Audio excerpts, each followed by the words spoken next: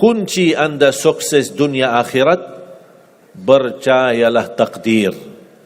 Dan semua takdir itu baik, tapi kita belum tahu rahasianya. Allahu Rabbi wal Islam dini wa Muhammadan Rasulullah wa yaqini. Selama saya di Indonesia, itu yang saya ambil pelajaran. Kita orang Indonesia selalu harus dunia, tidak ada akhirat sendiri. Dunia dan mau kaya di dunia kaya, selamat di dunia selamat. Jadi dunia itu harus dibawa. Kalau udah bahasanya akhirat, pasti orang bertanya, terus dunia kita gimana? Makanya begitu saya membaca sukses dunia akhirat, ini Indonesia ini.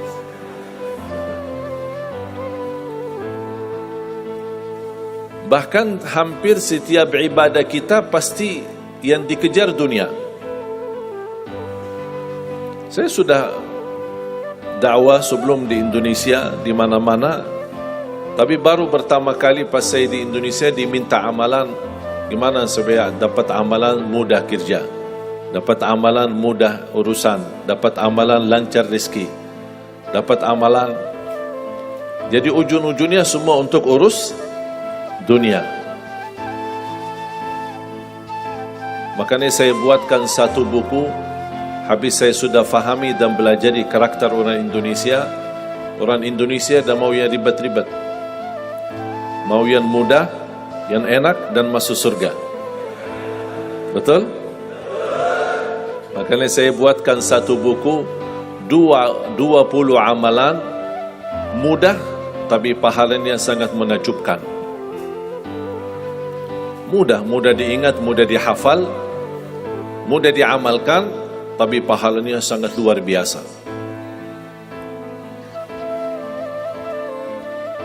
Bapak Ibu jamaah sekalian, kalau benar-benar ingin Anda sukses dunia akhirat, harus kita percaya sepenuhnya takdir. Kuncinya di situ. Percaya sepenuhnya takdir. Takdir itu menjadi salah satu rukun iman. Rukun iman ada berapa? 6. Rukun Islam 5. Salat berapa waktu? 5 atau 4? Yakin 5. Soalnya benar dah salat subuh.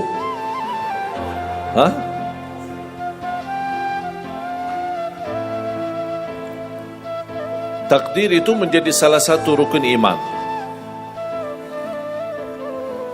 Tapi banyak di antara kita yang belum percaya sepenuhnya soal takdir.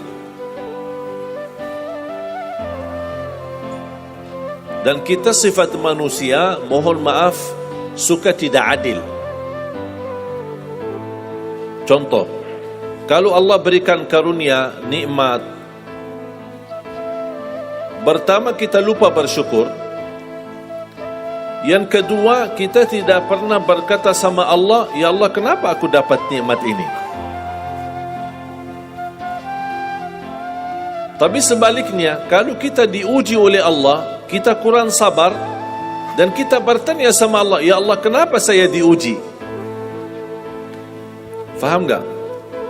Kalau kita dapat nikmat, ada enggak orang-orang yang lulus misal ujian, dia berkata, ya Allah kenapa saya lulus ujian? Tak pernah. Tapi kalau dia tidak lulus, dia bilang apa? Ya Allah kenapa saya tidak lulus?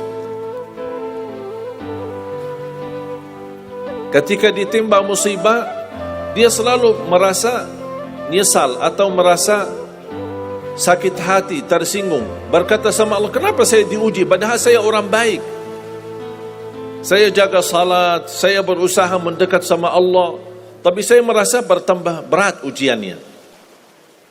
Tapi sebaliknya, ketika diberikan nikmat, dia tidak pernah menyebutkan, ya Allah kenapa saya mendapatkan nikmat ini? Kayaknya si fulan lebih fantas mendapatkan nikmat. Itu tanda manusia tidak adil. Tidak bersikap adil. Makanya subhanallah, semakin anda mantap imannya terhadap takdir, semakin hidupmu jadi nikmat. Saya kasih contoh.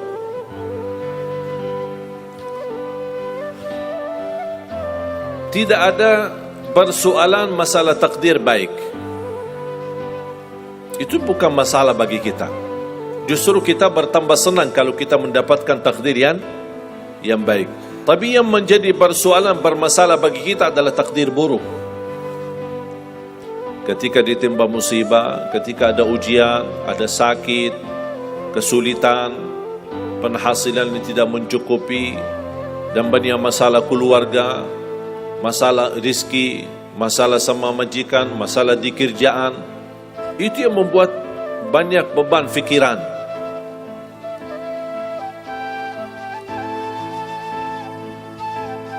Tapi kita harus tahu, sebenarnya walaupun takdir itu ada baik, ada buruk, kenyataannya buruk, nampaknya buruk, tapi hakikatnya baik.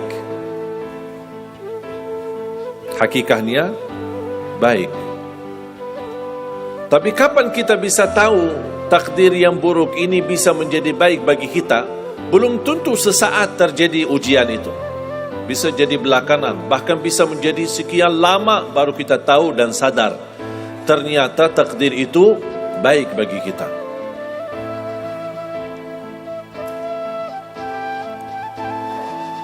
Saya kasih contoh melalui cerita. Saya buatkan satu cerita, ingin memberikan pesan kepada orang muslim, orang beriman, betapa besar karunia Allah dan pertolongan Allah melalui takdir. Ada seorang berdoa, dan saya yakin anda semua berdoa. Setiap berkesempatan, setiap salat, setiap sujud atau tahajud, duha, pasti anda semua berdoa. Ada yang diinginkan, ada yang hajat-hajat yang belum terkabul, belum tercapai. Bertemu orang salih, bertemu ulama, bertemu habib, minta didoakan, tolong doakan, semoga lancar urusan saya, semoga dapat jodoh, semoga insya Allah dapat keturunan, semoga hasil dan rezeki yang saya dapatkan menjadi barakah dan bermanfaat bagi saya dan keluarga. Ada orang berdoa kepada Allah Subhanahu wa taala. Mohon jamaah sekalian dengar cerita ini baik-baik, karena ada pesan hikmah yang kita bisa ambil.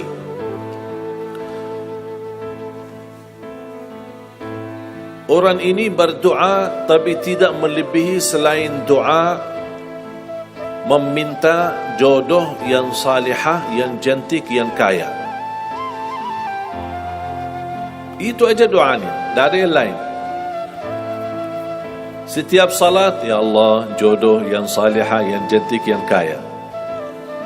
Tahajud, ya Allah, jodoh yang salihah, yang cantik, yang kaya.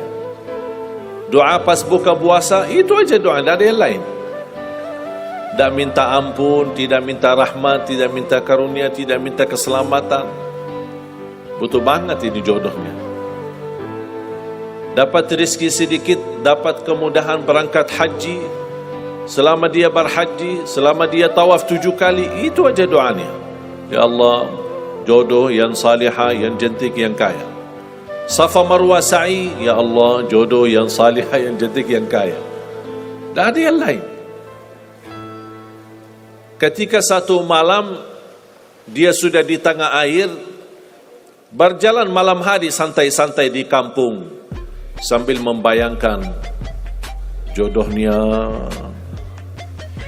menghayal bagaimana cantiknya. Pas di dalam perjalanan dikejar anjing. Dia lari, dan justru anjing semakin lari semakin dikejar. Makanya kalau ketemu anjing jangan lari. Akhirnya anjing berhasil gigit kakinya, berdarah. Datang mobil ambulan, dibawa ke rumah sakit.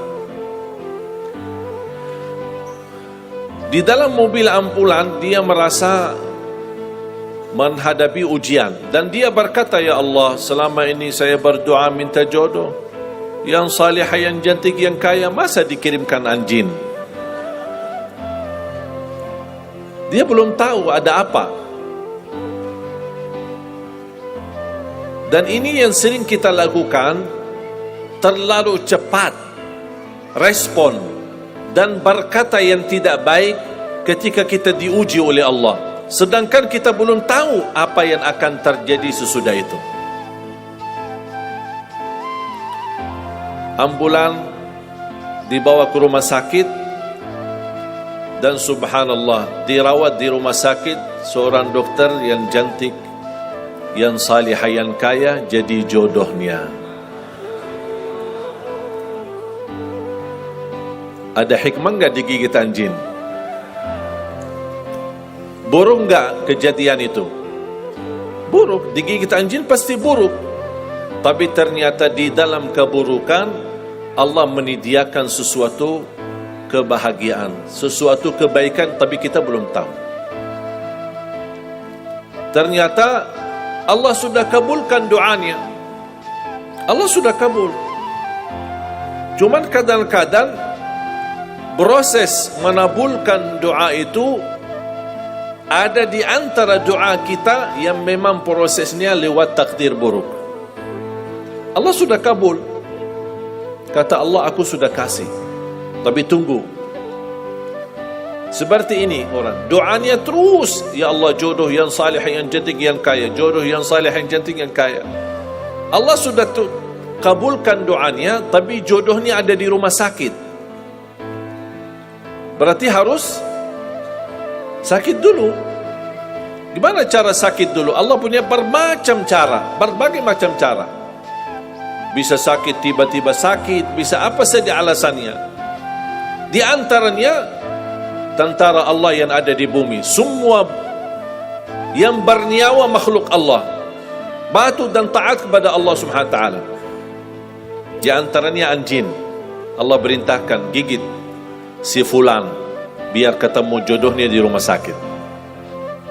Jalanin tugas.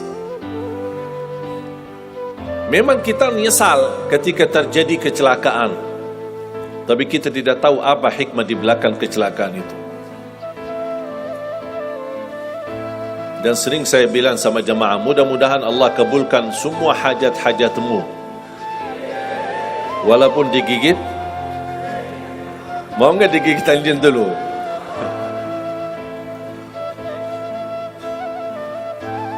Sebenarnya kalau kita tahu rahasia takdir, apapun yang akan terjadi, kita tidak ada kekhawatiran. Karena kita tahu sesudah ujian ini pasti ada sesuatu kebaikan. Dan yakini Bapak Ibu, Allah Subhanahu wa taala Maha baik. Allah tidak senang menyusahkan hambanya. Tapi kadang-kadang proses untuk menuju kebaikan ada kesulitan dan tantangan. Seperti cerita seorang bapa yang bercita-cita untuk berhaji. Saya bertemu seorang jamaah, usia sudah mungkin 80-an, 80 tahun lebih. Saya pas bertemu diceritakan ini marbot masjid, ahli masjid. Saya berdialog bertahun-tahun, Masya Allah, kerjaannya hanya lap-lap masjid, bersihkan masjid, jaga masjid. Saya berkata sama beliau, Pak, apa yang Bapak inginkan? Tahu enggak jawabannya apa? Saya ingin haji, tapi saya orang tidak mampu. Doakan mudah-mudahan saya bisa haji. Saya bilang, insya Allah Pak, kalau soal haji, soal umrah, itu tidak tergantung dengan kemampuan. Ada orang yang tidak punya uang sama sekali, tapi dapat dipanggil bisa haji. Karena haji dan umrah itu hadiah dan panggilan Allah Subhanahu wa taala bagi hambanya. Bahkan justru ada orang yang banyak hartanya tapi tidak tertutup hatinya untuk ke tanah suci. Boleh kita bercita-cita, berkeinginan ke tanah suci, tapi jangan digantungkan persoalan ini masalah kemampuan. Nanti kalau saya ada uang, saya mau haji dan umrah. Belum tentu saat sudah ada uang, belum tentu haji dan umrah. Kalau belum dipanggil oleh Allah Subhanahu wa taala. Saya berkata sama beliau, Bapak kalau sudah saatnya dipanggil oleh Allah, pasti Bapak akan berhaji. Tiba-tiba saya menerima telefon dari anak beliau. Habis saya ketemu kira-kira beberapa bulan, saya terima telefon menyampaikan bapaknya kecelakaan. Kok gimana kecelakaan? Apa ceritanya? Dia bilang habis keluar dari masjid, pulang malam hari, nampaknya ada mobil, pas ayahnya lagi seberang jalan, ada mobil tidak memperhatikan, kemudian tabrak. Alhamdulillah tidak terlalu parah, cuman perlu dirawat di rumah sakit sedikit, sebentar. Saya ke sana, pergi. Rumah sakitnya di mana? Dikasih tahu alamatnya. Saya datang kunjung silaturahim. Pas beliau bertemu dengan saya, nangis dan pingin peluk saya. Dan terus saya tanya gimana? Kata beliau, ada cerita yang istimewa terjadi sama saya. Ternyata orang yang menabrak beliau, orang yang kaya.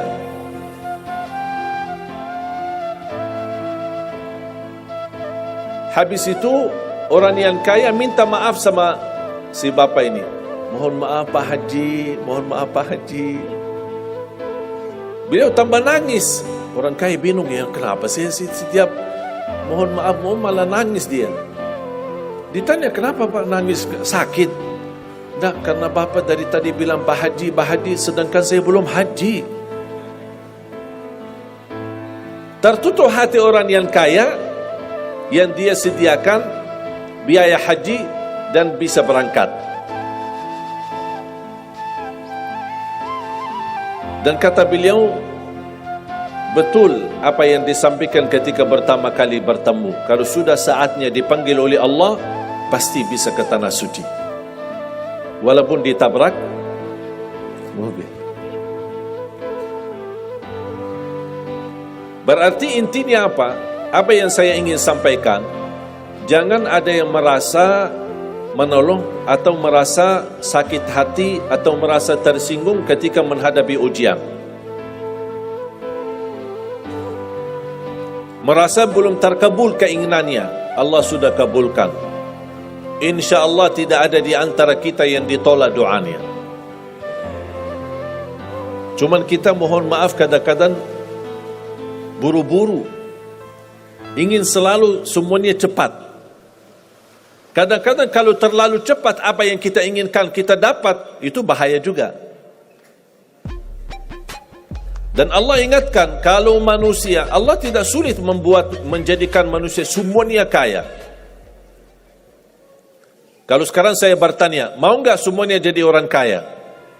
Pasti mau, siapa yang tidak mau? Coba bayangkan, kira-kira sulitlah bagi Allah menjadikan semua manusia di bumi kaya raya? Sulit tidak? Tapi pertanyaan saya, kira-kira berjalan hidup kita enggak kalau kita semuanya kaya? Bisa berjalan lancar? Masa enggak? Semuanya kaya raya. Gimana kehidupan kita sehari-hari? Berjalan lancar tidak? Kenapa tidak? Saking banyak kekayaannya. Kalau semuanya kaya, memang sulit menjalani kehidupan. Contoh, cari supir, siapa yang mau supirin kita? sama-sama kaya. Datang minta tolong sama teman. Boleh nggak ini cariin supir? Aku aja lagi cari supir, dah dapat. Mau punya perusahaan sendiri, butuh tenaga kerja kan? Semuanya orang kaya. Buat apa kalau mereka semua kaya, masing-masing punya pabrik, tapi tidak ada yang bekerja? Sulit nggak jalan hidup? Sulit. Sama sebaliknya, kalau semuanya di bumi miskin, susah. Kira-kira gimana hidup kita? Ya susah juga. Tidak bisa lancar hidup di dunia. Setiap ada orang datang minta tolong, Pak, apalagi saya, Pak? Saya aja susah. Tapi makanya ada hikmah. Allah menjadikan ada yang kaya, ada yang miskin. Yang kaya menutupi kebutuhan yang miskin, miskin juga menutupi kebutuhan yang kaya. Saling mengisi. Supaya apa? Supaya dunia ini berjalan. Hidup kita berjalan. Tapi coba bayangkan kalau semua orang kaya tidak mau membantu orang miskin, dan semua orang miskin sombong dan mau melayani orang kaya, gimana kehidupan kita? Susah. Makanya jemaah sekalian, kunci anda sukses dunia akhirat, percayalah takdir. Dan semua takdir itu baik, tapi kita belum tahu rahasianya.